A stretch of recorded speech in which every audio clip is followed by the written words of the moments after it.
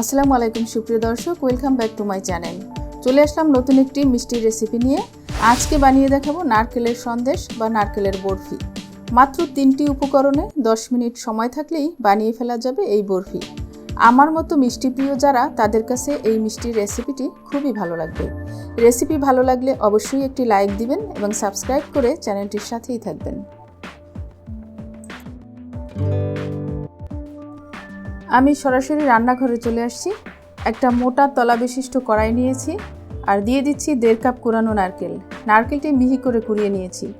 আপনাদের নারকেল যদি মিহি কোরানো না হয় তাহলে ব্লেন্ডারে বা পাটায় পিষে মিহি করে নেবেন, তবে বেশি মিহি করতে যাবেন না, তাহলে খেতে ভালো লাগবে না।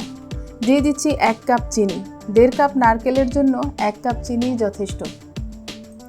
তবে যারা মিষ্টি একটু বেশি খেতে পছন্দ করেন তারা আরেকটু বাড়িয়ে দিতে পারেন। কোনো প্রকার মশলা ব্যবহার করব না, কারণ নারকেলের নিজস্ব একটা ফ্লেভার আছে। আমি নারকেলের ফ্লেভারটাই প্রেফার করি। 4-5 মিনিট জাল করার পরে চিনিটা গলে গেছে।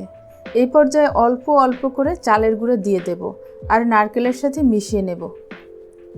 একসাথে দেওয়া যাবে না, তাহলে শক্ত হয়ে যেতে পারে। অল্প অল্প করে চালের গুঁড়ো দিয়ে দিচ্ছি আর মিশিয়ে নিচ্ছি। চুলার আঁচ মিডিয়াম টু লোয়ে রেখেছি। নারকেলের কালারটা ঠিক রাখতে হবে, তাই চুলার আঁচ বাড়ানো যাবে না, তাহলে নারকেল লাল হয়ে যেতে পারে। এখানে 1 কাপ চালের গুঁড়া পুরোটাই লেগেছে। চালের গুঁড়ার পরিমাণটা ফিক্সড নয়, আপনাদের একটু কম বেশিও লাগতে পারে। এরকম একটা আঠালো ডো তৈরি করে নিয়েছি। এবারে 4 কোণা বিশিষ্ট একটা পাত্রে বিছিয়ে নিচ্ছি। গরম গরম থাকতেই এই কাজটি করতে হবে, নয়তো নারকেল ঠান্ডা হয়ে গেলে শক্ত হয়ে যাবে। কিছু পেস্তা বাদাম কুচি দিয়ে দিলাম, এটা অপশনাল, চাইলে দিতে পারেন, আবার না দিলেও চলবে। আমি ব্যবহার করেছি সৌন্দর্য বাড়ানোর জন্য। আর একটু সৌন্দর্য বাড়ানোর জন্য কাঁটা চামচ দিয়ে দাগ কেটে দিলাম। যদিও ক্যামেরায় ততটা ক্লিয়ার আসছে না, তবে খালি চোখে দেখতে দারুণ লাগছে।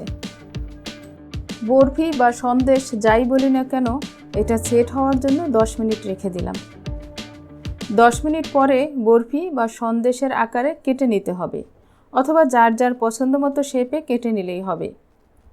এই বরফি ফ্রিজের নর্মাল চেম্বারে রেখে 1 মাস পর্যন্ত খাওয়া যাবে। আর ফ্রিজে রাখলে আর একটু শক্ত হয়ে যাবে, তখন খেতে আরও ভালো লাগবে। এটাকে অনেকে নারকেলের বিস্কিটও বলে থাকেন।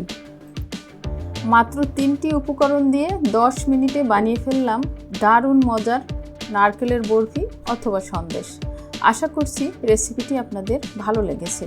এরকম সহজ ও মজাদার রেসিপি পেতে চাইলে লাইক দিন এবং সাবস্ক্রাইব করে চ্যানেলটির সাথেই থাকুন। আর অলরেডি যারা সাবস্ক্রাইব করেছেন তাদেরকে অসংখ্য ধন্যবাদ। এতক্ষণ রেসিপিটি দেখার জন্য আপনাদেরকে ধন্যবাদ জানাচ্ছি। সুপ্রিয় দর্শক, ভালো খাবার খান, সুস্থ থাকুন। It good food, feel good. আবারও দেখা হবে নতুন কোনো রেসিপি নিয়ে। সবাই খুব ভালো থাকবেন। আল্লাহ হাফেজ। আসসালামু আলাইকুম।